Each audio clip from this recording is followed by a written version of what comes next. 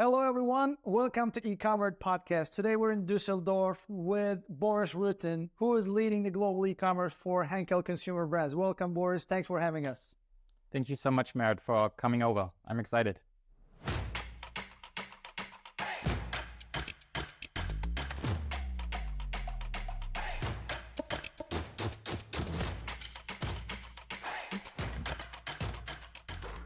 Of course, so we are. And it's a privilege of ours to be in Henkel headquarters with you today. Thank you very much for the hospitality in this magnificent brand room with great Henkel products.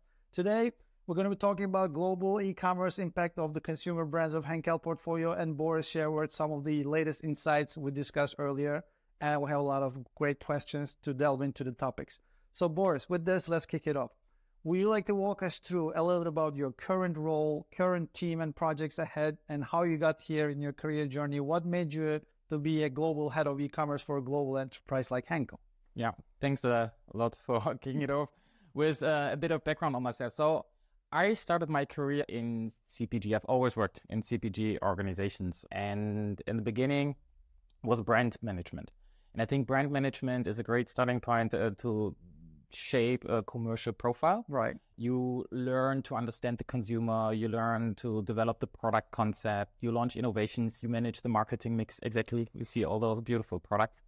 However, there was always one question I couldn't answer, and I was super curious about. It is, why is it so difficult to execute our products, our innovations in store the way we planned to and the way we wanted it to? So I took the opportunity to move into my first sales role. And soon enough, I learned why it's difficult, because there's the trade, there's a buyer. You need a trade story. You need to convince the trade and the buyer, because otherwise you will not get your products anywhere near the consumer. And that was a great learning, a great experience. And I enjoyed being in sales. And ever since, I stayed in sales. Different roles, key account management, trade marketing, international trade marketing, couple of years in the US. And I ended up in e-commerce as head of e-commerce for Europe, which immediately felt home, because I had the feeling I could bring in my expertise from marketing and sales. It combines it quite nicely. Yeah. It is a space where you learn every day, where you can be an entrepreneur, you can build businesses, which I enjoy, or what I'm passionate about. And I think it also is an area where you can have an impact on the organization for future growth. True. This is why I'm still in e-commerce, still loving it. And today as you mentioned, I'm leading the global e-commerce team in Henkel Consumer Brands. Henkel is a 22 billion business, equally split in two main business units. You have the adhesives technology, which is more an industrial business, B2B. And then you have Henkel Consumer Brands, where we have three main categories: laundry detergents with brands like Persil or All in the US. Right. We have hair with brands like 𝐓𝐡𝐚𝐧𝐤. And we have home care products like Bref. Oh, Vernel. Exactly. Yeah. and Vernel. And the global e-commerce team is part of Henkel's Global Customer Excellence, which is a sales organization. And in Global Customer Excellence, we guide the organization in making better commercial decisions. Right. So what does it mean for e-commerce for our team? So we focus on strategic guidance, primarily on where to play. Obviously, you have the must-wins with the big marketplaces globally, but then there are also new opportunities like social commerce. Yeah? And this is where we also provide guidance how to select the best players, what are the criteria. And then we invest a lot in capability building. And capability building includes, on the one hand, the training of the people, but also implementing better processes, more efficient processes, better tools. Right. And as a global e-commerce team, we do this in three main areas. Obviously, everything starts with the right portfolio. You need to have the right product consumers want, which enables you to make profitable sales. And then in e-commerce, we all know products without great content do not sell. So that's the second bucket, making sure we have great content. And once you have a good product, once you have content which makes it convert, you can start activating those products. And in this area, like the third bucket, obviously retail media plays an essential role. I'm really glad to hear that the sales background played a crucial role, and now you're in the entrepreneurial and very dynamic world of e-commerce. You were able to tie e-commerce growth potential with the business impact, with the top line revenue and bottom line profit, which also followed a similar trajectory. And I like the three buckets you described: the product catalog, and then the driving traffic, and finally activation to convert to the sale. And as you mentioned, retail media is one of the strongest lever, one of the biggest buzz or elephant in the China room. How do you see the current e-commerce landscape when the dust settles with the older retail media growth, with all these digital capabilities for the enterprise buildings? Where do you see your current team going with the fast dynamic world of e-commerce landscape? When I think about first of all, it's ever changing. True. Yeah, I think the the last big buzz where I thought, okay, that's a big thing when you think about the quick commerce. Oh yeah. It was all about quick commerce. Everybody was talking about quick commerce. We need to invest in quick commerce. And what happened? Like investments were running low, the players are disappearing. So all of a sudden it's not big again. So therefore I think it's very important that you keep your eyes open. True. Yeah, you always need to test and learn, experiment, because you never know who's the next big player. Yeah, and I think at the moment, as I mentioned before, yes, we focus on the must-win battlefields, which is the big marketplaces around the world, also our brick-and-click omni-channel players. But then I think social commerce, when you see also what is happening in Asia, how fast it's evolving, how it's coming over, when you think like players like TikTok, definitely something to watch and start looking into. This is, again, your driving point home, because I think it's instinctual. Business impact, where to play and how to win capabilities. It all comes down to capability to measure. Because to your point, okay, let's jump into the social commerce wagon. Let's jump into the last mile delivery, quick commerce wagon. How are we going to build our digital capability for retail media? But it's only as effective as we're able to measure the impact, and it's really making meaningful contribution to the business. Mm-hmm. Do you see many global brands today, including Henkel portfolio as well, are able to measure the impact of their investments in those hot and coming areas like retail media, or is still in its nascency and growing? Yeah. No, it's a very good question. And I think in general, measuring in e-commerce is a huge challenge. True. Yeah, right. When I think back, like in offline, all the data is at your fingertips. You work with someone like Nielsen, they provide you the dashboard, everything. You can look into everything, in your distribution, in your promotions, everything is there. Right. In e-commerce, it's super cluttered. If you want to understand, okay, how good is my execution? Yes, they're digital shelf providers. I can tell you, okay, you're good in your content, you're good in your availability. But again, there are many, it's not harmonized, it's different data sources. Right. Just one example. Another example, market shares. Yeah, market shares are existing from offline world. Online, super difficult to have accurate market shares. Yeah, there are some providers, they estimate, but still it's more directional. So I would say in general, it's difficult in e-commerce, and you need to bring in the different data sources, harmonize, and leverage them to your best knowledge. Then you were pointing out the retail media, right, which exactly is another area, an important area to secure the visibility for your products, which you need unless you don't sell. And also there, data availability is poor. And it's not harmonized, and it's difficult to compare the retail media, for instance, to your national media, because it's not consistent. You have very different maturity levels of the retailers. If you like Walmart or Amazon, you get a little more, right? But when you think about the smaller retailers, you get less. And managing this complexity, those different maturity levels, is a challenge. When you say maturity, I always remember my days in the consulting about maturity analysis, maturity level diagnosis. And it always ties to the capability levels of the organizations, because not every market has the same level of resources, or not every team has same level of capabilities or understanding of technology. But I know for a fact you're very keen on capability building, upskilling the teams and organizations. And I remember your Global E-commerce Summit in Vienna last December, which was a very productive event. Can you share some of the best practices you implemented about capability building in the Henkel Global Consumer Brands? Where do you see the best results, and what ahead of you, what you're building in terms of capability for your team? Yeah, it's a very good question. I think the first or the starting point needs to be to understand where are you from a capability perspective, because it's all new. So I think on the one hand, a benchmarking understanding, okay, what's happening there out in the industry, talking a lot to peers, usually non-competing companies in the same space. How are they set up? What are they working out? Talking to agency partners to understand the starting point. Then I think a good practice is we did a capability assessment within the organization, where we, on the one hand, we're looking into external benchmarks.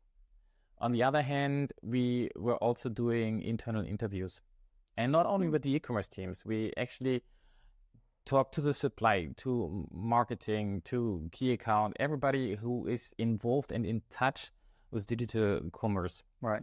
And there we identified by the time, it was two main learnings. First, what you mentioned before, the maturity levels. Right. So there's no one fits all. So if you develop a capability program, you have to tailor it to the different maturity levels, because otherwise it will not. So we did those clusterings. When you think about like our US team or our German team, quite mature. Then you have smaller Eastern European countries or countries in our high growth region who are just starting. And they have different challenges. Right. If you think about countries just starting, if you ask me, they just need to get the assortment right, make sure it's available, and have good content. That's what they should. That's it doesn't sound like rocket like hit the basics. Yeah. Don't start with, okay, you need to go crazy on the retail media or whatever. It's the basics. So that's one cluster. But then you have regions or markets who are beyond that stage. There you need to think about, okay, what's missing now, huh? And there, for instance, retail media by the time was a big one where everybody said, okay, what am I supposed to do now? Huh? Like customers are approaching me, they want me to invest, but where should I invest? How should I assess it? No? Another question is, okay, what's enough? How much do I need to invest? So what's the right level? What are the best placements? And this is then when you have a new area for more advanced markets where you need to then explore and discuss, because there's no silver bullet. There's no program existing Not at all. which teaches you, okay, that's the perfect way of doing it. Yeah, and then you iterate, you test, you learn, you build a program, you share best practices. And this is what we do, for instance, in the case of the retail media. And there, as an organization, we grow. On the subject of retail media, yes, there's a lot of noise around it. But what I've observed in the last 6 to 12 months, especially in mature markets, Western Europe, North America, this retail media buzz and the big questions you just repeated a minute ago, like where am I going to invest? How many retailers should I prioritize? How should I allocate my budget? This question is now returning into the teams in terms of selecting their prioritized retailers and reducing the number of platforms they invest. This is my observation. Number one, do you see a similar balancing act in terms of going and investing on every single retail media platform asking for money? Do you prioritize at the moment? Because now the teams are more mature and have better understanding of retail media networks and return of the investment. And if you can share some tactics and strategies, how do you instruct your local markets in terms of retail media network selection, budget allocation, and prioritization? What tools and tips are you sending in different markets, in different regions? Yeah, no, it's a very good question, and there's no simple answer because you have many stakeholders involved. Of course. In that case, because usually when it comes to the customer, there's a clear responsibility. It's a sales team, it's the account manager. He's in charge of the customer. You have a customer strategy and you prioritize partnership. However, now you have this piece of retail media, which in the name is media. Right. So you have the media teams with an interest, okay, it's media, so it's marketing investment. We need funding from each other. We need funding from each other. And then you need to find common ground, also considering your objectives. Because someone from media would look at a platform, okay, am I able to increase my reach? Is this platform helping me to have a better targeting? We create audiences. Yeah.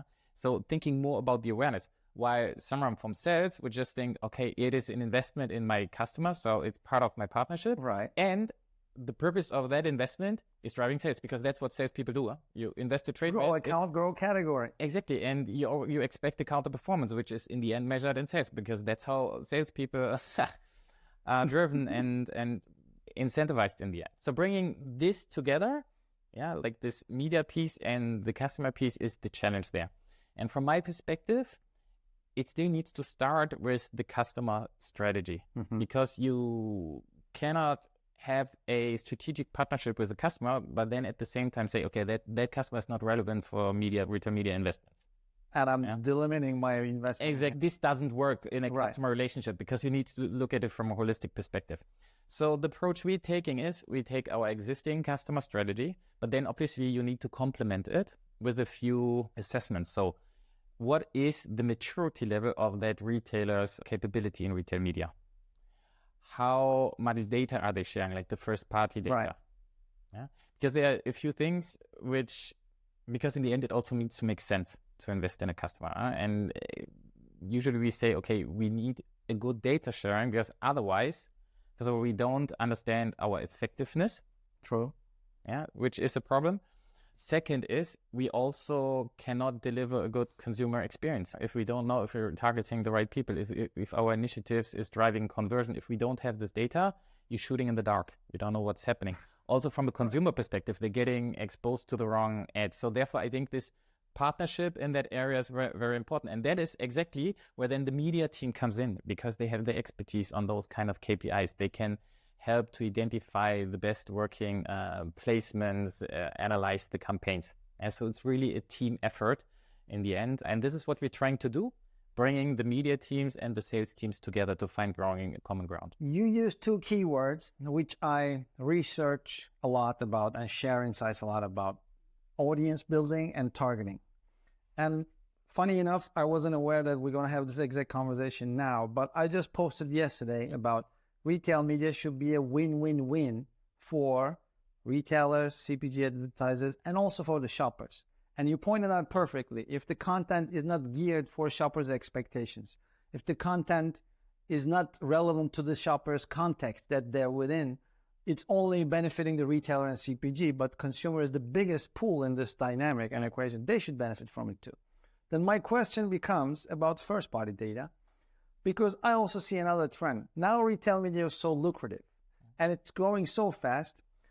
Many companies, agencies, digital media performance and optimization providers trying to put many different digital media assets into the retail media bucket when it wasn't actually a retail media asset. Why am I saying this? Why did we become so excited about retail media 3 years ago? Because it offered closed loop attribution to the sales. It offered targeting capabilities, widening the bottom of the funnel, and it offered first-party data and audience building capabilities. But personally, I don't see this first-party data sharing is not as high as the CPGs were expecting.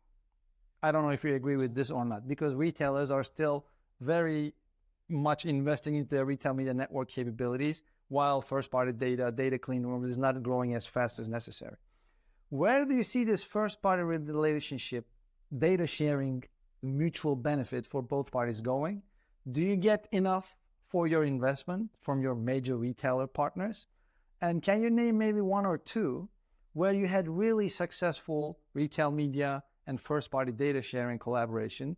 Because I asked this question to another personal care brand and friends. Their main argument is we're driving new consumers to the retailer, to the category, because of our brand power. And I'm sure Henkel portfolio has many brands with similar powers. Can you share some good collaboration examples where you get what you expect from your retailer partners? That's what I'm curious about. It's hard because I wouldn't say there is anywhere you will get everything you need at the moment. Of course. And I think it's a lot of time it's not because also retailers don't want to share. It's a journey. It's also new for them.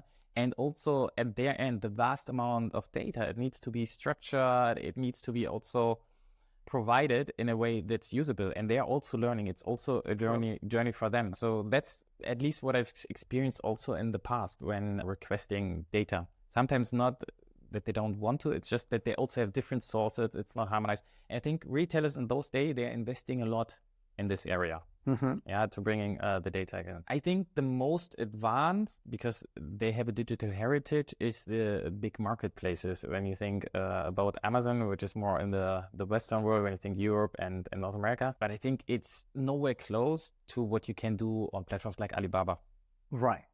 Light years ahead. Light years ahead, because there you can really dive into the consumer insights. And I think there, specifically in Europe and in the US, retailers have way to go. So I would say the Alibaba piece, I think it's essential. Everybody is doing it. It's not exclusive to Henkel. Everybody's using the data. I think Amazon making good steps when you think about the Amazon Marketing Cloud. This is data we are leveraging. And then you do things jointly with with big customers who advance. When you think about Walmart advance, I think in Europe, drugstores, like I think about the DM, sharing a lot of data where we collaborate, but it's still at the stage where we test and learn a lot, to be honest. It is still nascency. So I appreciate your defensive position and taking care of the retailer and customers part. It's also another sales tech. I recognize that. And you're right. Maybe I'm too ambitious or demanding too much from the retailers and marketplaces. It's just 2 years. We should wait and see. But since you mentioned Alibaba and since you mentioned Amazon Marketing Cloud, I want to shift gears and drive the conversation towards a little bit of AI. Because now there are so many AI capabilities out there.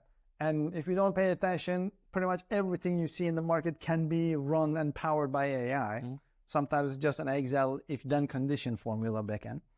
But do you see really successful AI-driven solutions to increase your retail media investment performance, to allow your teams save time and increase optimization in terms of content generation, creative generation?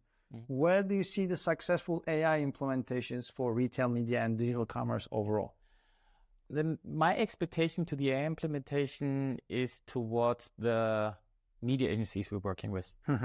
Because I expect them to stay up to date, to leverage the latest technologies in order to optimize our campaigns. And digital shelf. When you bring in topic to digital agencies supported by AI, I want to shift gears to the digital shelf, because digital shelf, to your earlier point, the content you put out there and the traffic you drive to this content, it then makes either convert or not. And in order to success the measure of this execution, you need to have successful digital shelf measurement. In the journey that we've been going through the last 5 years in terms of digital shelf optimization, do you think you've gained enough ground? You came a long way, or is still also experimental and learning, building capabilities? Where do you see digital shelf excellence today for industry and Henkel Consumer Brands? I would start with the industry. Because I think the first digital shelf project I was managing was in 2016, I think, in the US. Rolling out, I think it was Stanford, Connecticut. It was Clavis by the day we were working. And I think you get the data. You get the data, you get your availability data, you get your share of search data, you get your content data, your ratings, reviews. So you have a nice set of data. And I think the digital shelf provider, they are providing quite some studies on, what is driving what? How much is driving optimizing your share of search? How much is driving increasing your rating review? But it's on a very high level. They don't have it category or product specific.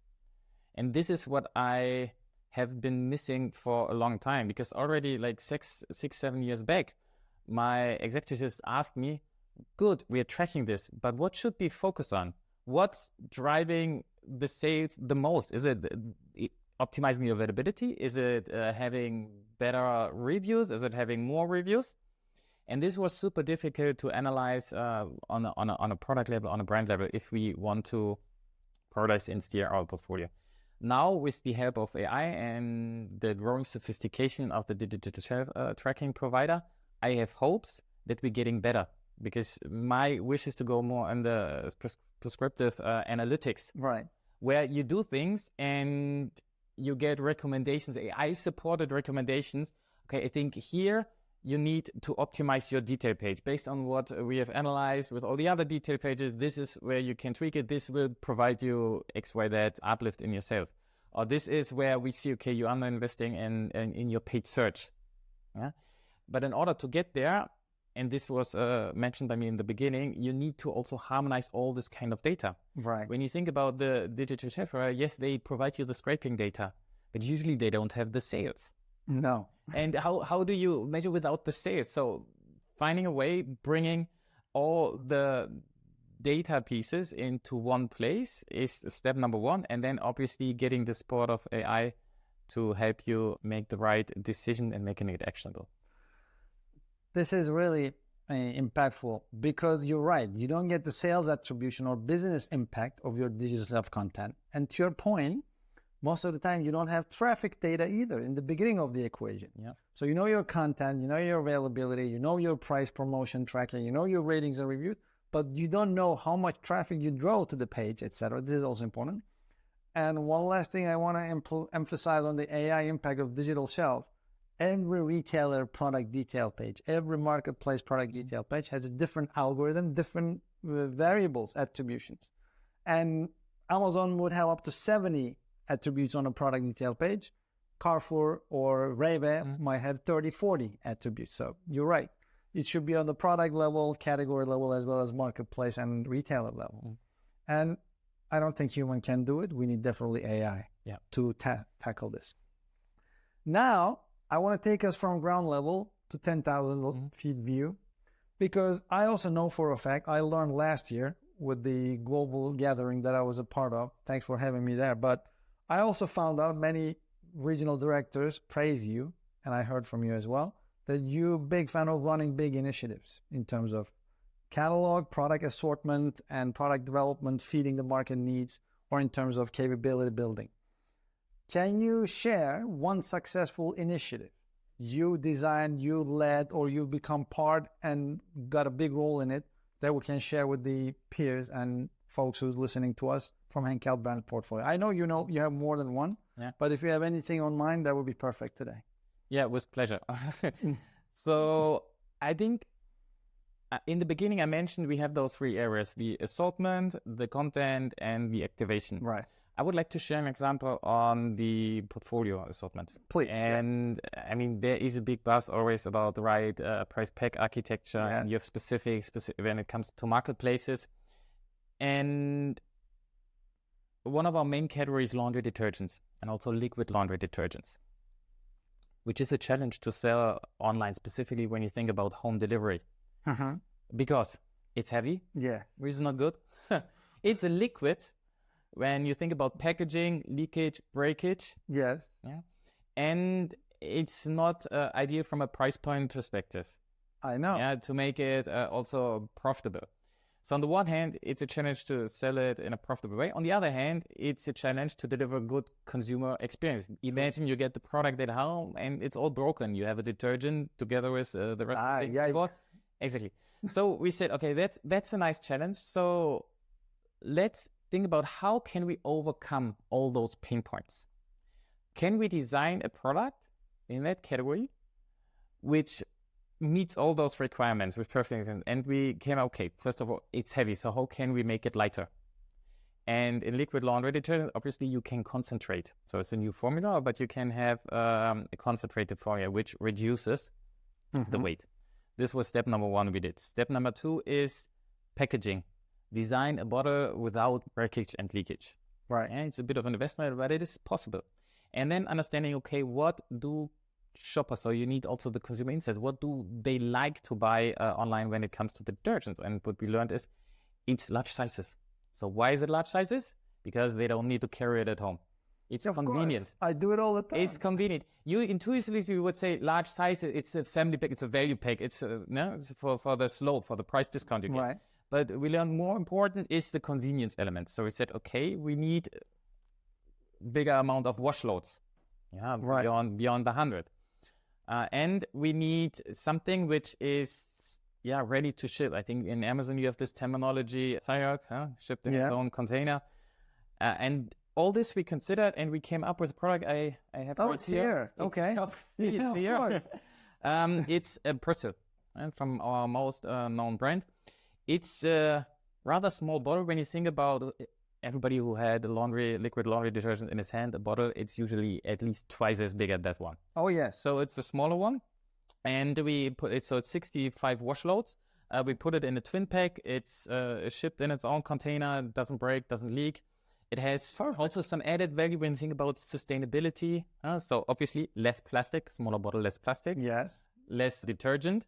So I think it's a lot of benefits for on the one hand for Henkel to sell it. It's beneficial for the customer as well. Yeah. And this is not only something where you would say you sell it on Amazon, you sell it everywhere where you have home delivery, where you have the need of, because imagine if you put that on a shelf impression, it's a little difficult. Huh? True. So in store, this product doesn't work, but wherever you have home delivery, it fits well. And results were stunning. So this product has an uplift compared to that regular liquid laundry of 7x.